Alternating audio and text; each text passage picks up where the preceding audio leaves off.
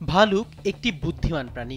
এরা সাধারণত মানুষকে এড়িয়ে চলে, তবে বাচ্চা সহ মা ভালুক বা আহত ভালুক আক্রমণাত্মক হয়ে ওঠে। ভালুক সাধারণত সব ধরনের খাবার খায়, তবে শীত আসার আগে প্রচুর পরিমাণ খাবার খেয়ে শরীরে চর্বি জমায় এবং শীতকালে গুহায় গিয়ে শীতনিদ্রায় যায়। ভালুক নিজের এলাকা রক্ষায় বেশ সচেতন, তবে অন্য কেউ প্রবেশ করলে তারা আক্রমণাত্মক হয়ে ওঠে এবং আক্রমণ করে। শান্ত স্বভাবের হলেও ভয় বা ক্ষুধায় ভালুক ভয়ঙ্কর হয়ে উঠতে পারে।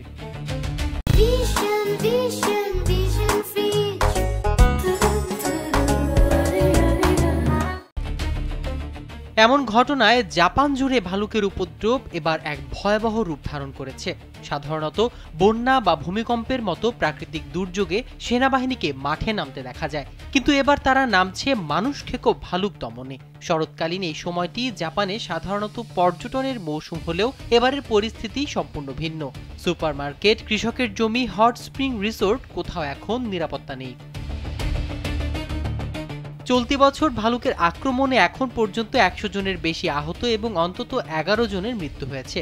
উত্তর জাপানের পাহাড়ি অঞ্চল আতিকা প্রিফেকচারে আতঙ্ক সবচেয়ে বেশি। স্থানীয় শিকারী ও পুলিশ পরিস্থিতি সামাল দিতে পারছে না, তাই বাধ্য হয়ে জাপান সরকার সেনাবাহিনী মোতায়েনের সিদ্ধান্ত নিয়েছে। প্রতিরক্ষা মন্ত্রণালয় জানিয়েছে, সৈন্যরা মূলত ফাঁদ বসানো, মৃত ভালুক সরানো এবং স্থানীয় শিকারীদের সহায়তা করবে, তবে আইন অনুযায়ী তারা সরাসরি ভালুক হত্যায় অংশ নেবে না।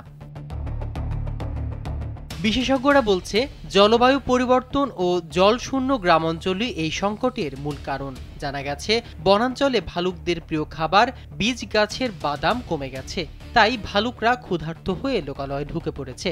অন্যদিকে গ্রামীণ জনসংখ্যা কমে যাওয়ায় মানুষশূন্য এলাকায় তারা সহজেই চলাফেরা করছে। বর্তমানে এশিয়ান কালো ও বাদামি ভালুকের সংখ্যা বেড়ে গেছে। শীতনিদ্রার আগে অক্টোবর-নভেম্বর মাসে তারা স্বভাবতই বেশি ক্ষুধার্ত ও আক্রমণাত্মক হয়ে ওঠে।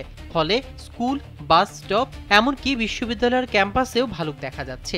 প্রতিরক্ষা মন্ত্রী শিনজিরো কোইজুমি জানিয়েছেন, জনগণের নিরাপত্তা নিশ্চিত করা এখন সরকারের প্রধান লক্ষ্য। সেনারা ফাঁদ বসানো ও উদ্ধার কাজে সহায়তা করবে, যাতে এই অস্বাভাবিক ভালুক সংকট দ্রুত নিয়ন্ত্রণে আনা যায়। মাহমুদুর রহমান সিয়াম, কালবেলা।